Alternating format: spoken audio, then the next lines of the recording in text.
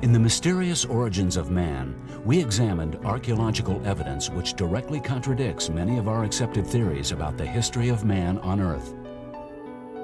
Modern human artifacts have been found in all layers of geological strata, some going back hundreds of millions of years. Footprints of man were found side by side with dinosaur tracks. There is no conclusive evidence to prove that man evolved from apes.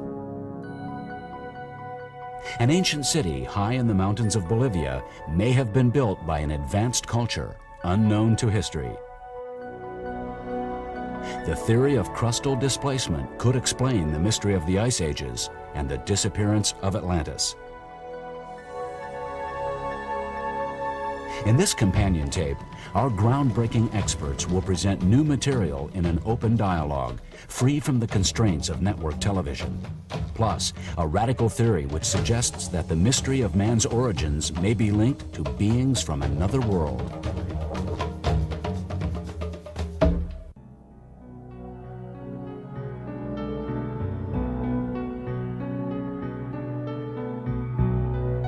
In their book, Forbidden Archaeology, Michael Cremo and Dr. Richard Thompson uncovered numerous cases which suggest that modern man could be millions of years older than history tells us.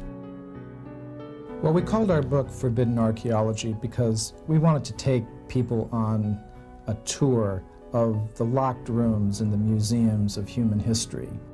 According to most standard accounts, human beings like ourselves have only been around 100,000 years or so. But the evidence that we catalog in Forbidden Archaeology takes human history back tens of millions, even hundreds of millions of years. I could briefly recount one interesting story that we uncovered. It's the story of a discovery of a bola stone. A bola stone is a stone with a groove cut in it. A leather thong is tied to that, and it's used for throwing to capture animals. So this bola stone was found embedded in the surface of a cliff in South America. The rock of that cliff dated to about 2 to 3 million years ago. So the man who made the discovery knew that there would be skepticism if he announced something like this. So he left the stone in place, just barely showing on the surface of the cliff, and he got several prominent experts in geology and archaeology to gather there. And in front of these experts, he then chipped the stone out of the cliff. The experts verified that the stone of that cliff really would be what's called Pliocene, dating to 2 to 3 million years ago. And they saw him chip it out. They saw that it was actually embedded in the rock. And they saw that it was actually a man-made object. So what do you think then was the result? Did people then accept scientifically that man must have existed 2 to 3 million years ago in South America? No, not at all. One of the authorities who was there wrote in his report that, well, it may be that somehow he hoaxed the find. He may have dug a hole in the cliff and prepared a cement that looked just like the rock, cemented the bola stone in place, and fooled us all. So in this way, the evidence then was dismissed. In the 1970s, Mary Leakey, the wife of Louis Leakey, who was one of the greatest anthropologists of the century, found at a place called Laetoli in Kenya a set of modern human footprints in volcanic ash that was dated to be 3 million years old. Now this is quite extraordinary because, according to standard views, human beings like ourselves are only about 100,000 years old. So to find these footprints, which are no different than the footprints you would find on a beach today in ash that's 3 million years old, is quite extraordinary. Unfortunately, the mindset of the scientists who looked at these prints was such that they could not reach the obvious conclusion that the beings who made these footprints, which are exactly like ours, must have been very much like us. The only thing that they could say is that whoever was around at that time, whatever type of ape man was around at that time, must have had very human-like feet, which is something that's not borne out by the fossil evidence, because the bones, the foot bones they have of the ape men, the Australopithecines they're called, who lived at that time, do not match those prints. It's perfectly possible you could have modern type humans also living at that time. In 1966, Dr. Virginia Steen McIntyre was commissioned to date a collection of spear points found in Huayatlaco, Mexico. The artifacts were expected to be less than 20,000 years old. But when geological tests pointed to the astonishing age of 250,000 years, Dr. McIntyre was faced with a dilemma. The current theory is that humans have been in the New World, which is North and South America, for 10, 20,000 years, no more than that. Our evidence shows that modern man has been in the New World 250,000 years, and they just cannot accept that theory. It blows their mind. Back in 1973, when we went public with the dates, I was sitting pretty. I had a good career going in my specialty, which was volcanic ash studies. I had an international reputation, and groups such as NATO and the American Academy of Sciences were paying my way to different meetings abroad to give talks. I had a part-time job with a government agency, one that I thought would lead to better things. And later I became a professor, or an adjunct professor at one of the state universities in Colorado. And I had a broad correspondence with scientists both in North America and abroad. That's all changed now. I ran across one scientist, a European scientist who was working in the area at the same time. He was a young geologist, as I was. And he was, I think, probably working on his degree. And he came up to me and said, "Ginger, I believe that the dates are, as you say, they are as old as you say, 250,000 years, but my professor will not let me say this." And I understood his position and realized that he would have to lie, essentially, about his information in order to keep a job. This man published the lie and was accepted and is now a professor in one of the European universities. I published the truth. It wasn't accepted, and now I'm doing flowers. While excavating a ravine near Puebla, Mexico, the late archaeologist Juan Armenta made a parallel discovery. He found a broken spear point embedded in the jawbone of a prehistoric animal, dating to 260,000 years ago. At the time, I was very young. Reporters were coming from all over the world to investigate my father's discovery. It was considered very important, not only for the town of Puebla, but for the whole country. But as soon as the first stories were published in Life, Time, and National Geographic magazines, the authorities claimed it was impossible that the artifacts could be so ancient. So they set out to discredit my father, and everything changed. It wasn't only that they questioned his honor. They forbid him to go to the site of the discovery and denied him the right to continue working in his field. They even went to the site with guns and tried to make the workers sign papers saying they planted the artifacts. But out of 60 men, only 3 of them signed the false confessions. It was very sad for my father, and I think it was the death of a very bright scientist. Even in the scientific community, evidence that doesn't fit the accepted paradigm can get buried in layers of academic literature. In doing our research, it was very interesting. What we did was we followed a trail of footnotes backwards into the literature. And we would find in a recent book maybe one footnote referring to a given body of evidence, and it would be very dismissive, just saying that this was some kind of nonsense. Then you go back and look up the references that refers to. And then you find a somewhat more elaborate statement saying that this was nonsense. Then you go back to another layer, and you find perhaps a whole book, which is the authoritative dismissal of those findings. Then you go back to an even earlier layer, and you'll find many different books, papers, and so forth, giving the positive evidence and presenting it in a very serious way. You won't find these reports in the current textbooks because they go against the ideas of human evolution that later developed. Some people think that you can just publish this information, information that's controversial, in a scientific publication, and then everyone would know about it and we go on from there. But that's not how it works. It's like a closed system. You can't publish unless you're part of a university or a research establishment, because the magazines, scientific magazines, won't accept your stuff.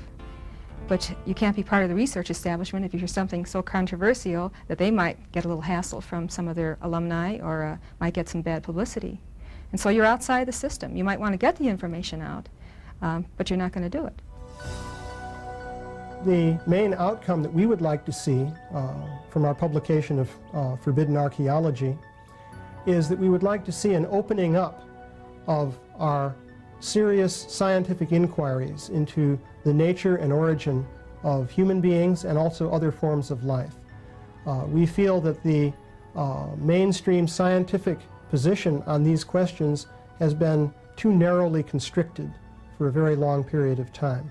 Much important evidence has been left out of the picture, and many important ideas have also been excluded. We would like to see a much deeper investigation into all of the available evidence.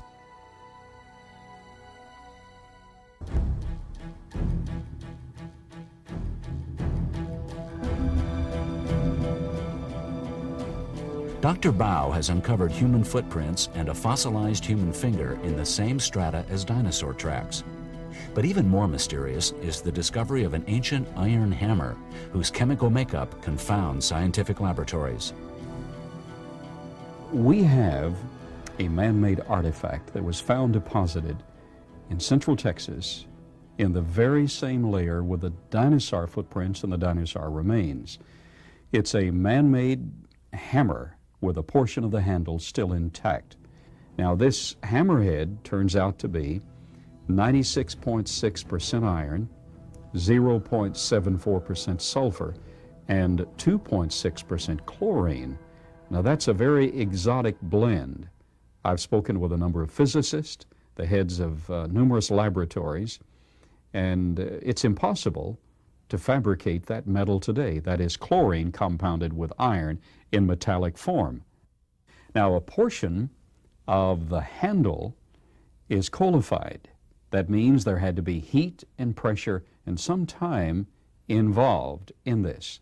You can't make coal, you can't generate coal just by throwing these materials out. There has to be the compression of the entire layer.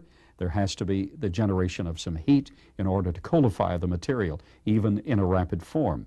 If the hammer just fell into a crevice, there is no process that could have coalified a portion of the handle. That means it was placed there at the time the rock hardened and cured. I've had various associates investigate the entire area. I've been over the area numerous times. They have found a portion of the bedding plane, the actual layer of rock itself, totally identical to the material of the concretion. Now, dinosaur footprints are found within the immediate vicinity. And then you have layers of rock above this bedding plane that are higher still, that do not have dinosaur remains in them. But the material that's consistent with the concretionary material around the implement are all in the lower bedding plane area where the dinosaur remains are. Our evidence is an accumulation of data. We have series of human footprints, isolated footprints, series of dinosaur footprints, isolated dinosaur footprints, a human finger, and a man-made artifact, all found in the same layer. This means that man and dinosaur did live at the same time. Did man live at the time of the dinosaurs? Or is it possible that dinosaurs still exist today? In recent times, there have been many reports of living pterodactyls. In the early 1970s, there was a pterodactyl flap, if you will, that took place around Brownsville, Texas.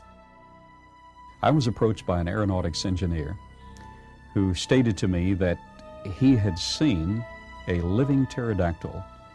He was within 50 feet of a creature, and he described him vividly. The creature was on the ground when he first saw him, became airborne, and then flew out of the sight. And he was, again, within 50 feet of this aeronautics engineer. He described him as having a beak, a crest, leathery wings, hands on his wings, a tail, grayish-brown in color. Now, the paleontologist in the audience will realize that this is a description of a ramphorhynchid pterodactyl.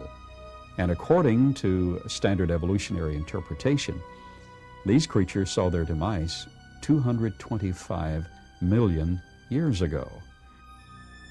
We had here multiple sightings, including school teachers and policemen, of what they described as giant flying lizards, pterodactyls, flying in the daytime even, which is unusual for pterodactyls because they tend to be apparently a nocturnal type of animal. And these pterodactyls flying along the Rio Grande. Their favorite food is decaying human flesh. And literally some of their funerals have been interrupted by these creatures trying to steal the corpse out of the casket. Now, these are very vivid descriptions. Some of the most interesting and credible reports come out of Namibia, a remote country in southwest Africa that's mostly desert. In Namibia, people whom I trust have reported to me that there is an area where a breeding population of pterodactyls still exists today. There is no way that you can account for creatures such as this being alive today and have 225 million years of time involved. Creatures like Mokele Mbembe of the Congo that are matched specifically by the description of quadrupedal dinosaurs such as Brachiosaurus with a large body, long tail, long neck, and small head, having been described by the nationals in the Congo within recent years. Finding creatures like this, or the possibility of having creatures alive like this today, means that the time has to be compressed drastically. And we're not talking about those millions of years of evolutionary time.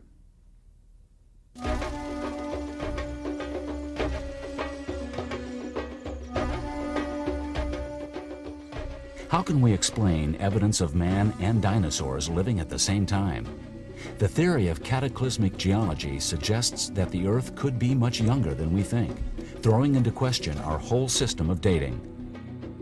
It's often said that the dinosaurs became extinct 65 million years ago. You might ask, well, is this a scientific fact?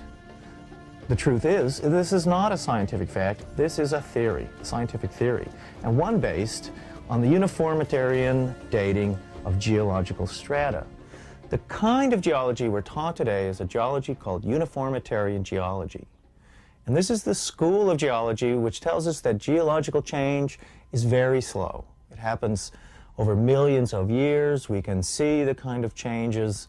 And therefore, when we have layers of strata, we then create a period of time that's vast in scope, covering millions and millions of years. Yet the same strata in the opposing theory of geology, which is called cataclysmic geology, that same strata can build up not over millions of years, but in just a few years, or even in a matter of days.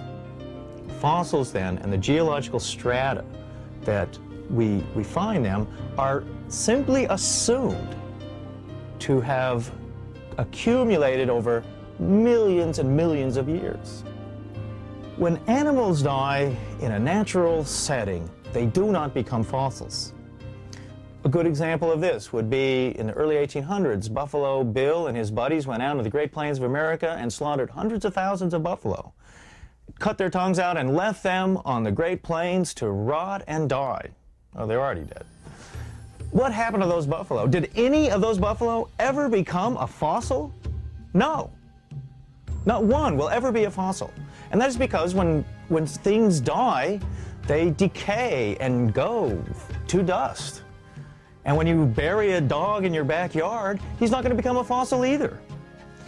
What it takes to have a fossil, whether it's a dinosaur fossil or petrified wood or anything like this. We've got to have some cataclysmic event that has not only killed that animal, but buried it under tons of gravel or volcanic ash or dirt in some landslide. The very mechanism that causes and creates fossils is the same mechanism that causes the extinction of these animals. And that is cataclysmic changes. So as we look at fossils, we start to see that they themselves are indicative of these cataclysms of the past. And now we can also begin to look at geological dating in a different way. On the face of it, an artifact, human artifact found in a layer of rock which seems to be millions of years old is an inexplicable anomaly.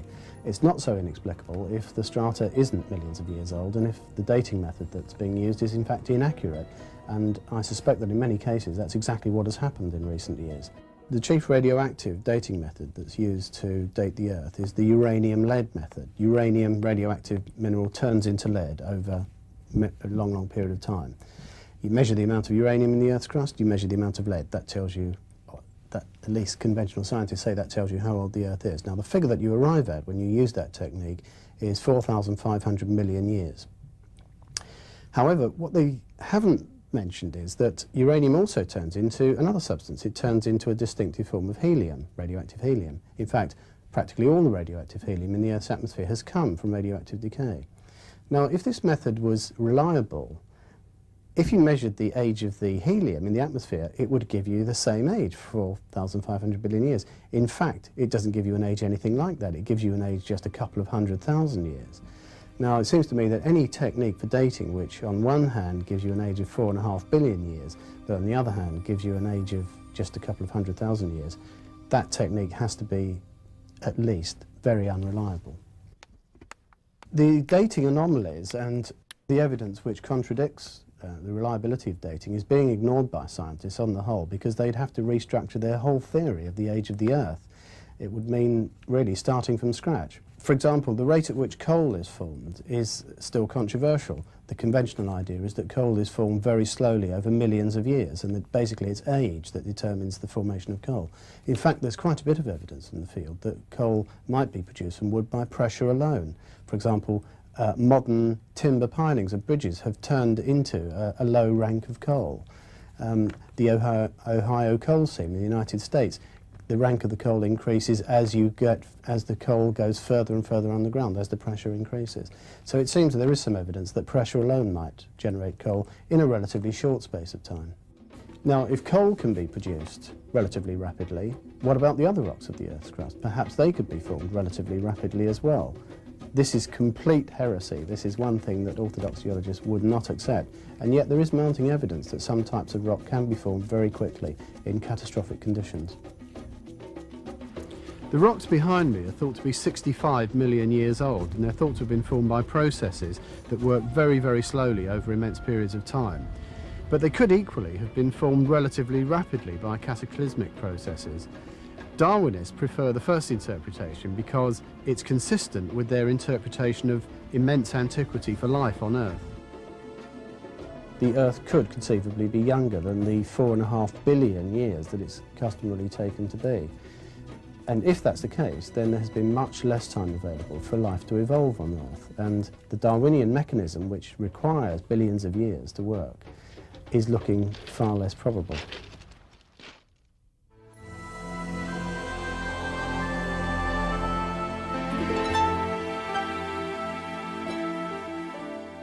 The theory of evolution is so popular today that few dare to question it. In one sense, you can understand people's reluctance to drop Darwinism because, apart from the fact that it's an attractive theory, there is also a scientific principle. It's called the principle of tenacity, that you shouldn't junk ideas just because a few anomalies have come along. The trouble is that the anomalies with Darwinism are so enormous that they're now greater than the theory itself, and so we should start questioning this principle of tenacity. We should start questioning, should we be hanging on to this theory regardless? The key problems with Darwin's theory are that, quite simply, there isn't any really solid empirical evidence. it's conjecture on conjecture, supposition on supposition. They're all very plausible, they're very rational suppositions, very rational conjectures, but they are still conjectures. And I find it ironic that for most of this century, Darwinists have acted and spoken as if they had already delivered conclusive proof to us of their theory. Well, in fact, that's the last thing they've done. There is no conclusive evidence of Darwinism. The evidence seems solid, but as soon as you start to investigate it, it just melts away. Probably the most famous example is the peppered moth. This is a light-coloured moth which lives in the northern counties of England, and between the years 1850 and 1900, when the trees were darkened by atmospheric pollution from factory chimneys, the moth changed from a light grey colour to a dark grey colour so that it could remain camouflaged on the tree trunks because the birds eat the moth.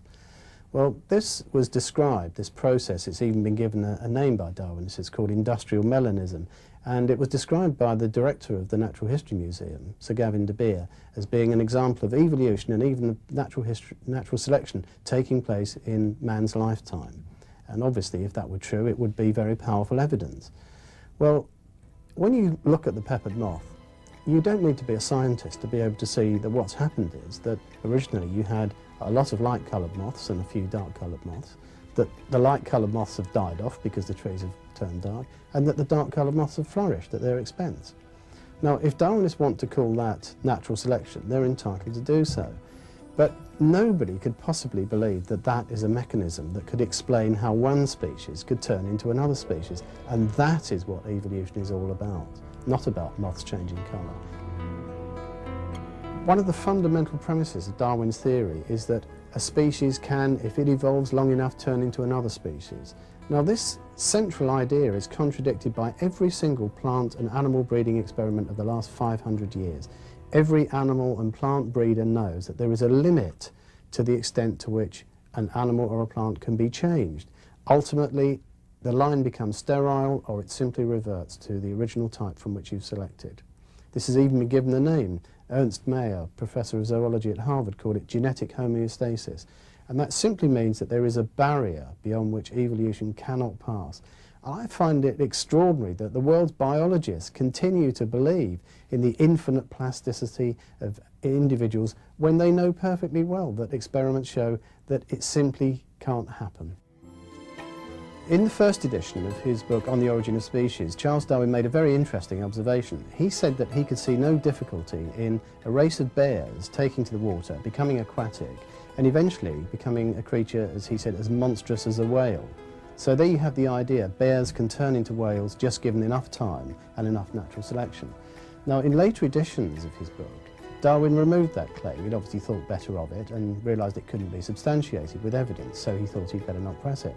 But the interesting thing about him removing that is that the idea that a bear can turn into a whale through natural selection is the very core idea of Darwinism. It's the top and bottom of the Darwinian theory, that one species can turn into another species. And in removing that example, I can't help feeling that Darwin must have had grave reservations about the rest of his theory. The whole Earth's surface is covered with sedimentary rocks, and in those rocks there are fossils. It ought to be possible to go to those rocks and to find a sequence of fossils, one species turning into another species, turning into another species. In fact, it ought to be possible for the kids at the local kindergarten to do this on an afternoon's nature study at the local quarry. But the world's greatest paleontologists, with the resources of the world's greatest universities at their disposal, have failed to do this, and they've been looking for more than 100 years.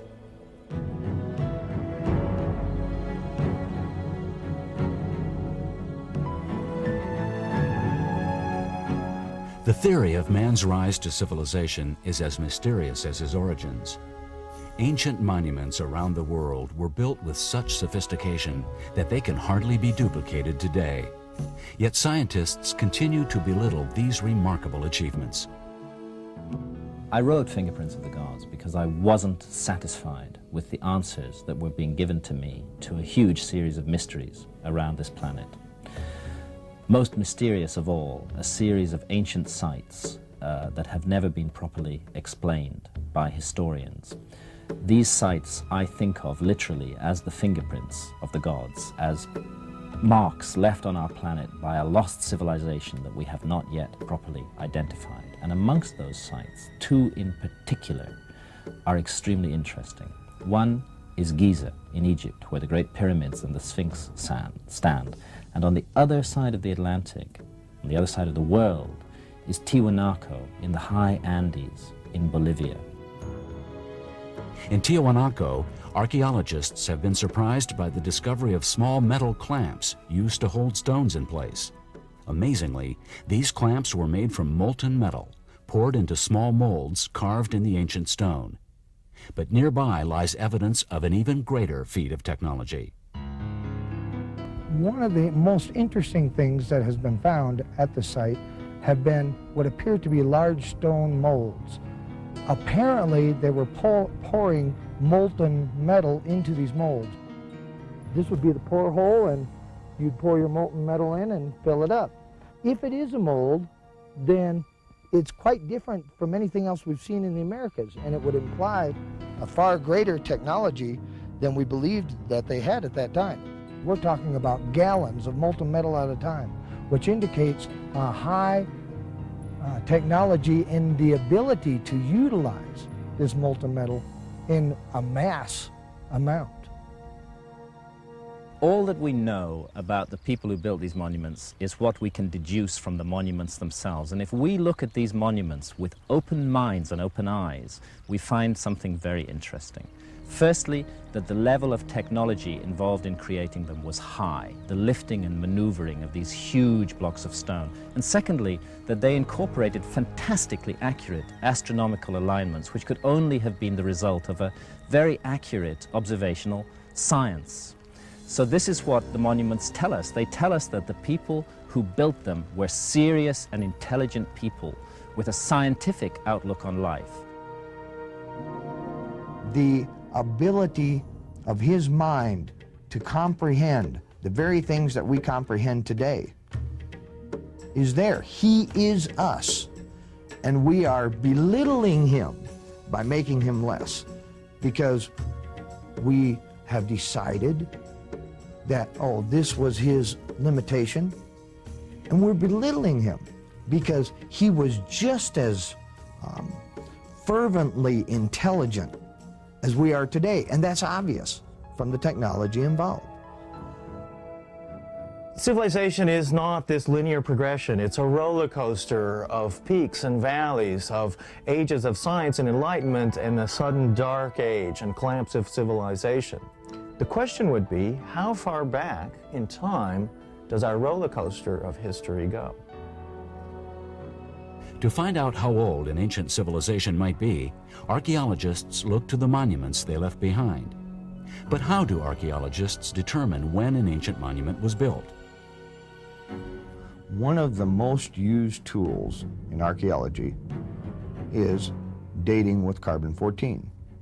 Carbon-14 is very good for dating bone or charcoal, but it doesn't work at all on dating stone. So when you go to a site and you find in association with the stone which you wish to date some carbon, such as a campfire site, and you date that carbon, you will get a date. But that date does not date the stone, it dates the campfire site. Now, was that campfire made by people who built the site, or was it made by people who later came to the site? Since we cannot rely completely upon the dating of the artifacts associated with the site, then we must look at the construction of the site itself. And the ancients constructed this site with astronomical alignments in mind. And we can use those astronomical alignments to date the site today. The first thing that one realizes when you look at the pyramids of Giza is that they're designed along astronomical principles. This is extremely obvious simply because the base of the pyramid, for example, the square base faces, each side faces one of the cardinal points, east, west, north and south, precisely. The precision is incredible. So it's clear that we're dealing with people who had astronomy in their mind. And we realize this very, very quickly when we look at the texts. Their texts are really astronomical allegories. They speak of going to the stars, they speak of the sun, they speak of the moon, they speak everything to do with the sky. So we have to follow that with the science of astronomy. And the logic is to understand what precisely are they trying to tell us with this kind of architectural precision. And the breakthrough came, the first breakthrough came, when it was discovered that there was a shaft within the Great Pyramid pointing to the belt of Orion. So now we had a very clear link between the Giza necropolis and the belt of Orion. And that link, we understood it because the constellation of Orion was identified to the god of resurrection, Osiris. So this was the first breakthrough.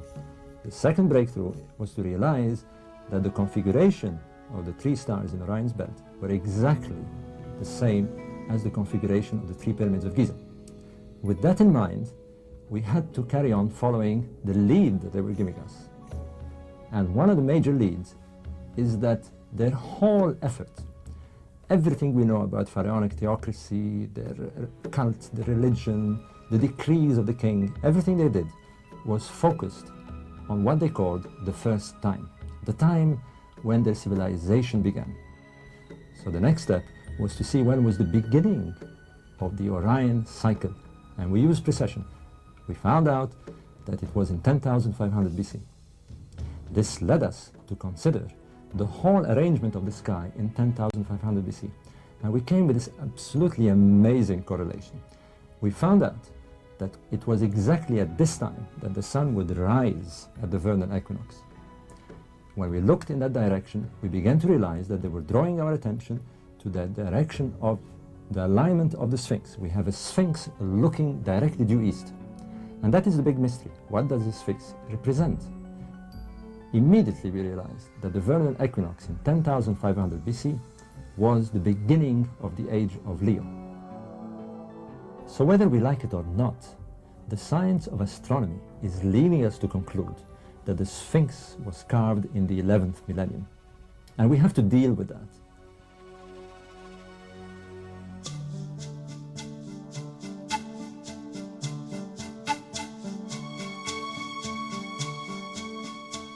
Many ancient cultures are said to have been destroyed by cataclysmic events. Could these events be explained by the theory of crustal displacement? The Egyptians themselves tell us that their creation, their beginning occurred after a great cataclysmic flood. Their land emerged from the waters. This date matches very well with the end of the Ice Age. It is very likely that we're looking at a civilization that has emerged from some great cataclysmic event, which in this case is probably a flood. In my opinion, this whole mystery is closely tied up and interwoven with the mystery of the last ice age, and it really is a huge mystery. Everybody knows, we all learn it at school, that there was such a thing as an ice age. And it's very clearly established in the geological record that, for example, North America was covered with ice more than 2 miles thick, as far south as the Mississippi Delta, almost into the tropics. This ice was stable for more than 50,000 years. And then suddenly, and relatively recently, 15,000 years ago approximately, it all started to melt. And within just 2,000 years, that enormous mass of ice had completely melted down. Sea levels went up 400 or 500 feet around the world. No geologist has ever been able to explain why this happened, why the Ice Age ended so suddenly. But perhaps the answer lies in the theory of Earth crust displacement. Perhaps the reason that North America was covered with that mass of ice was because at that time it was situated much more closely to the North Pole than it is today. It was then shifted south into warmer latitudes by a displacement of the crust, and that would explain, naturally, why all that ice melted so rapidly, because it was in a much warmer climate. In the early 1990s, some scientists from Australia discovered some beech trees 200 miles from the South Pole, which they dated to be 2 to 3 million years old. That is totally not understandable under our current assumptions about geology. Our current assumptions about geology would say that To move a continent like Antarctica to a place where it could produce beech trees would require 50, 60 million years. Now these are only 2 to 3 million years. So what we're facing here is the need for another geological theory that could move a continent the size of Antarctica to a temperate zone under 2 million years. And that's where we believe the theory of Earth crust displacement comes in. If there was an Earth crust displacement destroying most of the Earth's population, what happened to the survivors? After the Earth crust displacement, some areas are completely uninhabitable. They go into the frozen polar zones and nobody can survive there. However, there are some areas where people can survive. They tend to be in the highlands because people are afraid of staying in the lowlands where the tidal waves are devastating the shores. But in these particular areas that we can isolate using the theory of Earth crust displacement, we have oases of survival, and it's precisely in those locations that we find the earliest and most important crops. And it happens not just in one area, but all around the world. It's happening in South America, it's happening in Central America, it's happening in Africa, it's happening in the Middle East, it's happening in Asia, and it's all happening around that time. There's nothing that's really much older, but suddenly, after what we believe to be hundreds of thousands, if not millions of years of living by hunting and gathering, suddenly we begin to experiment with agriculture. It seems to me that all of this is much more than coincidence. We believe that an advanced civilization was destroyed. The survivors who had knowledge of agriculture brought that knowledge to the inhabitants of the local areas that happened to be ecologically stable and suitable for agriculture. And they brought that knowledge and they introduced it, and from that we ultimately got the rebirth of civilization. It's pretty clear to me from the evidence that a common legacy of architectural knowledge was passed down from remote prehistory and spread out in very widely scattered locations around the world.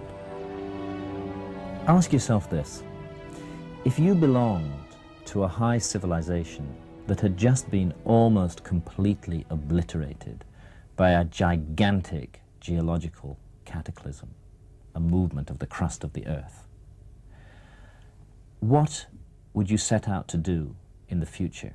First of all, you would set out to create buildings that were extremely stable, that would survive the worst imaginable earthquake. And that's what we find in these fingerprints of a lost architectural knowledge all around the world.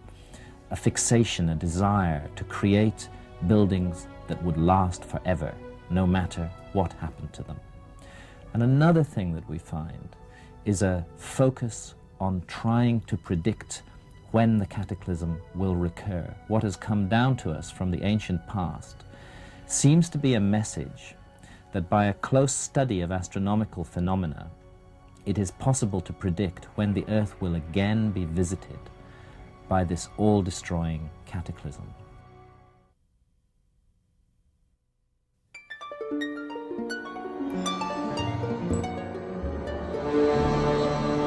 If evolution fails to explain man's origins, then what is the answer to how we came to be? For many, the answer is found with a supreme being. For others, the answer may be found on another planet. I did my graduate work at Stanford and got a master's degree in communications, in which I focused on science, medicine, and the environment in school. All my work in doing documentary films was in the Stanford Medical Center and the Stanford Linear Accelerator. So when I graduated and I went on into television and production and news, all of my beats were science, medicine, and the environment. And it was in that context, in the fall of 1979, when there were reports in Canada and the United States and other parts of the world, including Australia, that animals, usually cattle, but ranging through every domestic animal, were being found with strange bloodless excisions that always seemed to have kind of the same pattern from animal to animal. And I naively, at the time, thought, I will get to the bottom of this animal mutilation mystery. I was working on a documentary for Home Box Office, and a meeting had been set up and arranged by a lawyer in the East Coast with an Air Force Office, a special investigations agent named Richard C. Doty at Kirtland Air Force Base in Albuquerque, New Mexico. Kirtland is one of the United States' major weapons technology development military bases. It is surrounded by very high-tech laboratory and high technology development, very critical area in our country. When we went up the steps and into the doors, there were several sets of doors. We went through an outer door, then we went through another set of doors. You had to check in at a desk. Then you went into a set of doors where he had to hit punch locks. And as we came into the office to sit down, one of the first things he said to me was, "That documentary you did, referring to A Strange Harvest, upset some people in Washington. They don't want animal mutilations and UFOs connected together in the public's mind." And I remember being surprised that he was reinforcing the veracity of this film that I had done. And then another surprising moment came when he reached into a drawer and he took out an envelope. It had no markings on it. And as he reached in to pull out about a dozen pages of white paper, he said, "My superiors have asked me to show this to you. You can read this. You cannot take notes, and I want you to move from the chair you're sitting in to that chair." And he motioned to a big chair sitting almost in the middle of the room. And as I looked at the top of what he was handing to me, it was all cap-centered on a page with no date, however, and no official stamp, but it did say, "Briefing paper for the President of the United States of America on identified aerial vehicles." And wondering, why is this happening? Why is he handing me this? Why am I being made to sit in a chair in the middle of the room? And learning much later it was so that they could videotape and audiotape my reactions to what I was reading. I began to turn the pages, and it began with a dry summary of multiple crashes of discs and the retrieval of bodies that were described as both dead and alive. And in the description on the live being, it went into several paragraphs about how an American military man had made a decision to stay with this live, it was called an extraterrestrial in the paper. It was also identified as an extraterrestrial biological entity, which the acronym was EBE, or EBA, as this man referred to it. The Air Force man staying with this extraterrestrial from 1949, according to this paper I was shown, until June 18, 1952, when the being died of unknown causes, we, the United States government, according to this paper, learned a great deal about its civilization and that relationship of that civilization to our planet. And one paragraph that stunned me when I read it, and I can almost remember it verbatim, these extraterrestrials manipulated DNA in already evolving primates to create Homo sapien.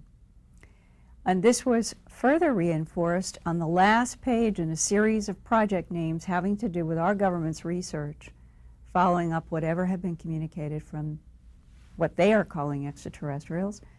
It said, "All questions and mysteries about the evolution of Homo sapien on this planet have been answered and this project is closed." And I remember reading that sentence 3 or 4 or 5 times after having read the other sentence about the manipulation of DNA in already evolving primates. Does that mean that they would take a woman, go in, get with some sort of an instrument, take out an egg, as has been described by abductees, put it in some kind of a machine, mix it up with some kind of extraterrestrial DNA? Does it mean the old Bible, the Old Testament description of the time when the gods found the daughters of men fair and appeared to come and to commingle at night? Is that the way it was done? I don't know. A lot of people say, do you really believe that there are extraterrestrials? Well, the word believe should not be an operational word in any of this discussion, because I feel that you have to give deference to eyewitness testimony.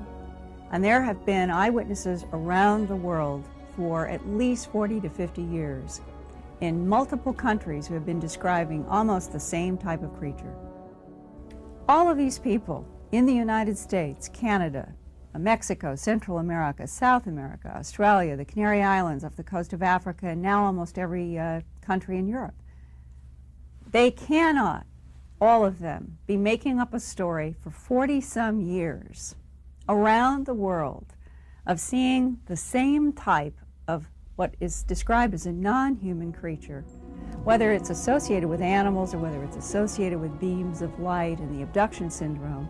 Something is interacting with our planet, and the government has told me anyway that we do have knowledge of extraterrestrials.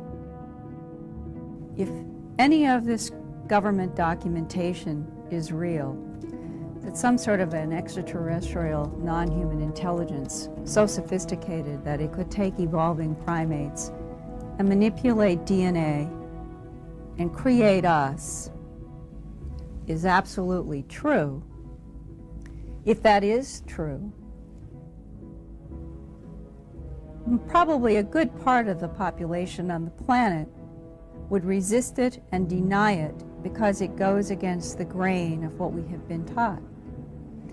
And in realizing that, and having to speak in the public and produce books and documentaries, respecting the fact that we in the human family have been so ingrained that we are a natural evolutionary life on this planet, how do any of us deal with the possibility that we are something other and that another life form could have provoked our creation?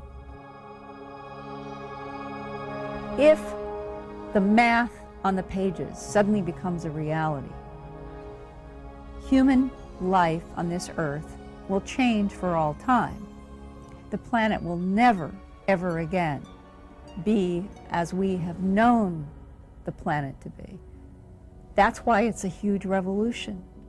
Once we finally, as a globe, say to everyone with CNN and all networks, we're not alone, ladies and gentlemen. Here's extraterrestrial A, B, C, D, E. There are planetary systems throughout this universe. There are galaxies filled with life. Then an entire new ocean, it's the biggest frontier, opens up in front of us. And rather than be afraid of it, I think we ought to go forward with courage.